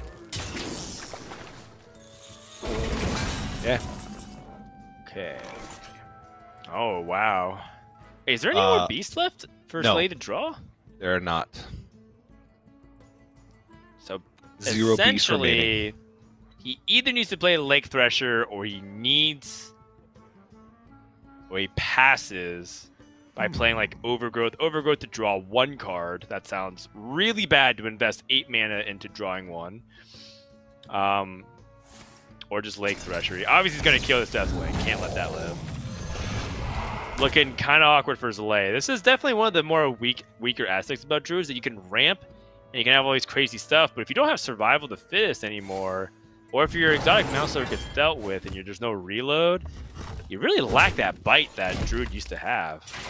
Yeah. Not to mention your comeback turns are like non-existent anymore because of Kael'thas getting nerfed and people removing it.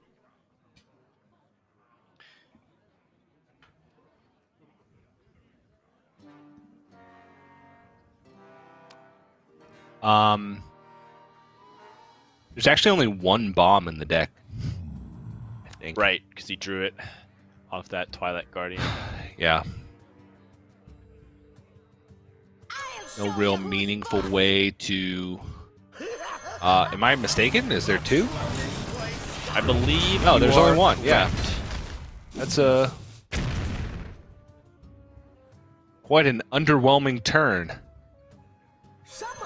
No, I mean, it's still reasonable. It dealt with this Lake Thresher, and he just saw a really weak turn from Zalae. So, yeah, I suppose. What, TJ, I would say that I am whelmed. That was a very whelming turn. I am not impressed. AKA How about this whelmed. Speaker Gidra plus a big spell? Would you want to cast Guardian Animals? I mean, Guardian Animals basically reads +7/+7 on your Speaker Gidra. I mean, it lines up. Nature speaks through us. It's actually slightly below what you would expect. Maybe not. I'm thinking of dino size. Yeah. Well, I was basically saying that like it kind of scales with like Blessing of Kings. Yeah, it does scale with Blessing of Kings. Yeah, but we don't really have too many things to compare it to. Right. Time waits for no one.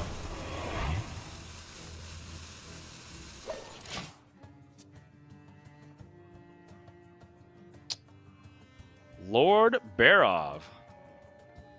I mean, he deals with Gidra right away. Then Bloodyface can start chopping with the second Wrench Caliber and really put the pedal to the metal on Zalae. Zalae is basically in a position where he needs to draw cards, and Bloodyface can just completely mess up that dynamic where Zalae wants to draw cards, but he kind of doesn't if there's bombs in his deck. Who in their right mind hides loot? Sometimes I look at Bloodyface and I try and figure out what's going on inside his head, and I have no idea. Sometimes I think he's considering... I'm pretty sure it's Hearthstone themed. I'm sure it's Hearthstone themed, yes, but outside of narrowing it down to the subject matter, no clue. I feel like he's 3 steps ahead of me at any given moment, and sometimes maybe even 3 steps ahead of himself. You think he gets a little too fancy? Sometimes, but I feel like for every time he gets fancy with thinking that many steps ahead, there's 5 other times where he wins games because he thinks that far ahead.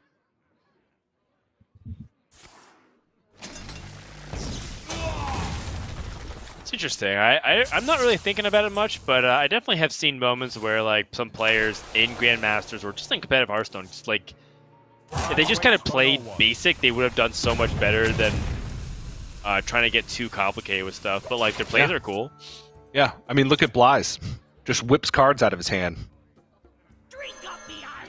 Yeah, won I'm pretty 2 sure tournaments. The longer you hold on to cards, the weaker they get in Hearthstone. Yeah. Bloodyface, by the way, getting very close to activating Zephyrus. Yeah. In fact... And with Sky Raiders being played, that means Bloodyface is going to draw 2 more cards, which is very likely for Bloodyface to start activating his Zephyrus and end the game here. Yeah, he's just an Armor Smith away, I do believe, from activating that Zephyrus. Yes, although we will see what this Mount Seller is dishing. What is in inventory for today? Needs some Zixor Primes, that's what he needs. That helps. All right, Griffin is reasonable. Actually, very good. Porcupine. I don't know if he even wants to draw cards right now. It's not preferable. Oh, there's a Zixor. Oh my goodness.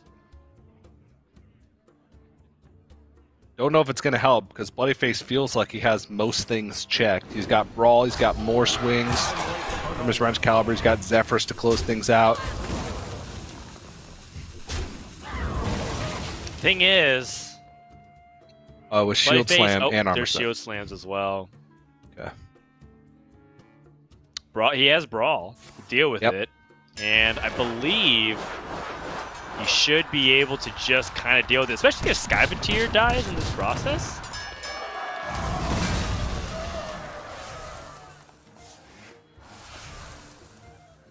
Dr. Krasnov makes the cutting class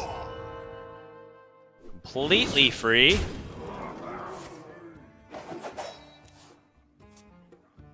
Oh, it was also cutting class that he had. Cutting class. What the heck? He had 3 Extra duplicates left with 9 cards remaining.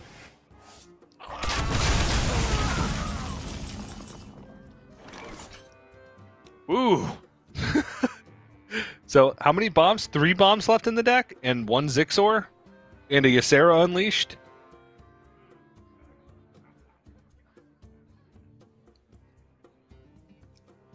It's looking pretty bad, DJ. Oh, yeah. It's, He pretty much can die now, or he can delay his death a turn. Okay, he's choosing to die a turn later. From what he knows. Unless, literally... No, it's actually impossible. Armor Smith's the last card. Last 2 cards in his deck. Yeah. And so, that is going to do it Bloodyface bringing it back. Your wish is my suggestion. Going to game 5. I can see. All right then. Demon Hunter for Zalae, the only deck left. It is a Soul Demon Hunter. The Bomb Warrior. Again, this is a matchup that I kind of anticipate seeing a lot this weekend and could potentially be one of the swing matchups of a lot of lineups. And I think that we still don't have enough conclusive data out there to kind of tell like how well the Soul Demon Hunters can do against Bomb Warrior. It does seem to be slightly Bomb Warrior favored, but I argue that like when you start climbing more of the ladder, it starts to become pretty even. Yeah, I think it is. We talked about it earlier, but it feels like it comes down to who just gets a quicker start and who doesn't have to react to what their opponents can do and can continue to play proactive for the course of the game. Like if Warrior doesn't find a Wrench Caliber, they're playing reactive while Demon Hunter's just beating them up. So, but then there's hands like, Bloodyface's game against Priest, which would have fizzled out against almost any deck. Specifically Bomb Warrior would have given a lot of time to be able to build things up. So, still think it's close. I tend to side with Bomb Warrior more times than not in most matchups. I give him a couple percentage points extra whenever I look at data, just by perception. I think that it's one of the best decks in the metagame. Unless I see a ton of weapon removal on the other side. But Zalae is not running weapon removal, as opposed to Bloodyface, who in his own Soul Demon Hunter did include an acidic Swamp Ooze. Zalae's running Battle Fiends, though. Okay. Yeah, Zalae's playing the version that Ike has been pushing a lot. And when Ike really tunnels in on a temple variant of a deck, he really believes that it is the main way to play. So he really likes playing Battle Fiend, getting us to the board early, and Zalae was kind of responding to him on Twitter saying, like, I really feel like that tempo option has helped me a lot, and thank you for helping with this deck list. So he's taken away things like Volpara Scoundrel, taking away things like I-Beam. Stop playing reactive cards, right? It's like kind of what they're talking about, and saying be more proactive. Demon Hunter is really good when you're able to squeeze in these one-mana hero powers to try to push damage. And with these Battle Fiends out early, they can do a lot of work. Also a big fan of Mana Feeder Panther. I think that's just like a really good card in Demon Hunter in general. Yeah. So I feel like Zalae's in an interesting spot here where he can kind of play the Mana Panther, can also choose just hero power and wait a turn. And I think that either lines are viable given that he has so many valuable cards that he might want to use coin for later in the game. Time grows short. Yeah, I think just suck it up, hero power. Next turn, hero power, Mana Feeder. Guess not. He's just kind of stranded going into this next turn. I mean, I guess with a 2-2 and a 2-3 on board, a growing 2-2 and a 2-3 on board, you're okay with just a hero power the following turn, because at least you're pushing damage. Yeah, I think it's because also that Zalae knows that this is the awkward turn for Bloodyface. Turn 3 is pretty unusual for Bomb Warrior to be able to do anything significant. Turn 4 is when they can start disabling all your minions with weapons. So he wants to at least get this attacks early. Yeah, that makes sense. But yeah, whiffing on this follow-up draw. And the one thing that I feel like this deck does struggle with is comebacks. I don't feel like... I feel like when you play Soul Demon Hunter, my experience with this specific deck list was that if I didn't win the board commandingly by turn 5 or 6, and they swept me, like with some kind of AoE or some kind of big tempo swing, then I end up losing the game unless I like find a way to exactly lethal them with damage from the hand. And so what I've and then I've played the reactive game, and I realized that sometimes I play a little bit too slow. So I realized that with this deck list in particular from Zalae, the Ike like aggressive version of it, the first 5 turns are so pivotal because if you lose control, there's really no turning back. But The nice thing is that Zalae had that early battle fiend, he's racked up a ton of damage, and now he has that control that we're talking about. Yeah. I'd be so afraid if I was Bloodyface, because now he's at 8 life if he chooses to use this Marrow Slicer and then go for the Lapidary next turn. Yeah, I agree. I don't think there's any reason for Zalae to even respect this Captain Greenskin enough to attack it. There's always the argument of Risky Skipper Armorsmith, but at this point, with that much damage, make him have it. Right. This is where the deck is at its best, which is like you piled on that early damage and now you can close it out. And then Zalae even has like a contingency plan with Magtheridon and the Shard Shatter Mystic to destroy all the enemy wardens and then destroy the minions on the board. Yeah. Oh! Make him have it! What? He has it! That is so big for Bloodyface on the next turn. Yeah. This turn is just stockpile resources to make this as big as you can. Yeah, I want to fit up an armor here over an upgrade, I feel. Yeah.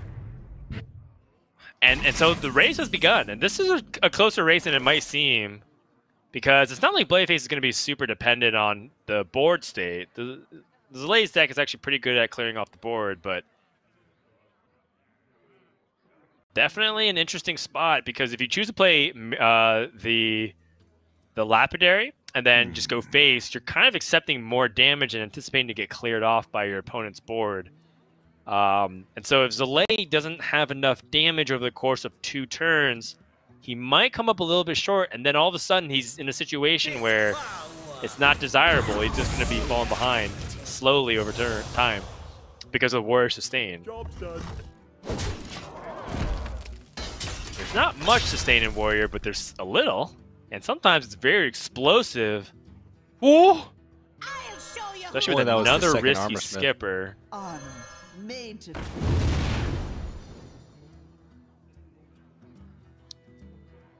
Definitely liking the Sky Raider here. Definitely liking, oh, another risky skipper. Oh, because he wants to maximize the amount of armor he's going to gain. Okay.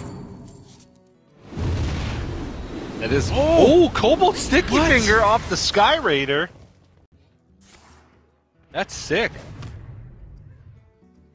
That's so good. 25 life. Yeah. 25 life. Okay. Well, there's Zalae's own Risky Skipper Armorsmith card. Yeah, Magtheridon's actually not a really big threat in this matchup because of Bladestorm. But he needs to get it out of his hand in order to activate this Skull of Gul'dan for Outcast. I think that's a priority later in the game. For now, we can go with the Marrow Slicer. But Bloodyface, he's got some sticky fingers, man. He does. Probably just upgrade this bad boy. Sticky fingers. Turn it into an Arcanite Reaper. That's what I'm talking about.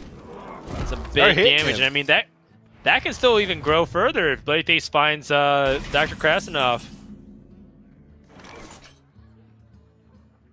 All right. Well, if he's still not out of the woods yet, he's down both Risky Skippers. He's down Armorsmith.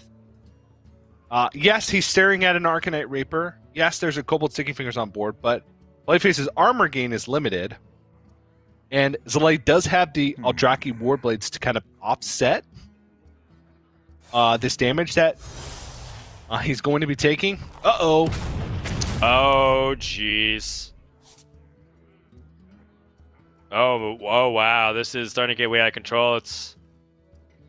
I mean, TJ, this is exactly what we're talking about. You just lost control of the board in the state of the game, and now it's like you're just too far behind.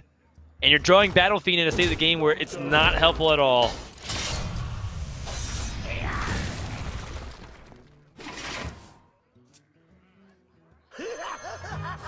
Last Master Boom. That's a big board, and if you Magtheridon clear this, you die on average. Ooh.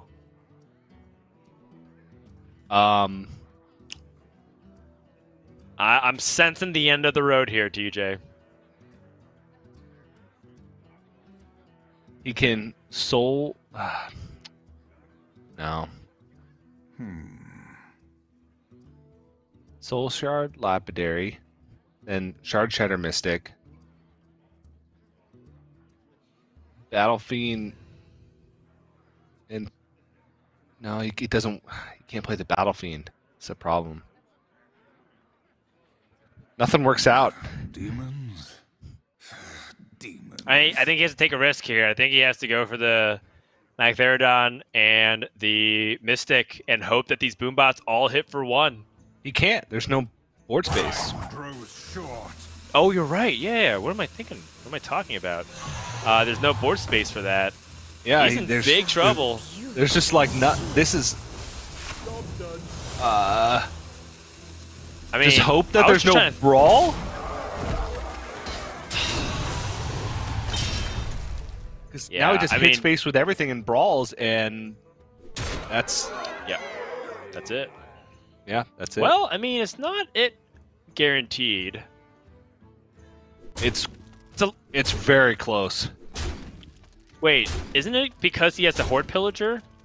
Yeah. Oh yeah, it is guaranteed. Well, I mean, this is another way to do it as well. Yeah. And bloodyface gonna complete the reverse sweep 3-2 after being down 0-2 in a format that does end up meaning that he gets swept a lot more often. Well done. Bomb Warrior, a deck that we kind of weren't sure about going into today, and bloodyface, he was able to make the best of it. And that was a really well-played series. A pretty long one, TJ. That was almost 2 hours. But, we got to see bloodyface once more and make it to the winners finals where he's going to be playing up against Eddie. And it just seems like these two players are destined to keep meeting over and over as they've been historically some of the better players in the region. But we'll see who ends up getting the better end here going to top four. Yeah, two of the players with probably the most consistent Swiss performances over the past 2 seasons. I would throw Gallon up there, but he's on Team 5 now, so it doesn't even count anymore. So honestly, not surprised to see them meeting again in the winners for Group A here, fighting for a spot in the top 4. At least one of them will be guaranteed in top 4. And pretty similar lineups, actually. The difference kind of being in the Rogue. They both have the similar Warrior decks, and they both have the similar Demon Hunter decks. If I remember correctly. Actually, no, I was looking at the wrong list. Maybe I'm still correct, though. Well, yeah, the good news, TJ, is that you'll have a couple of minutes to check because we're going to give bloodyface just a little bit of time to reset mentally as we get ready for the winners final. So we're going to take a brief intermission. When we come back, more Hearthstone Grandmasters America's action here for week 2. Stay tuned. Hearthstone Grandmasters is brought to you by T-Mobile. Switch today and rank up to America's largest 5G network. T-Mobile.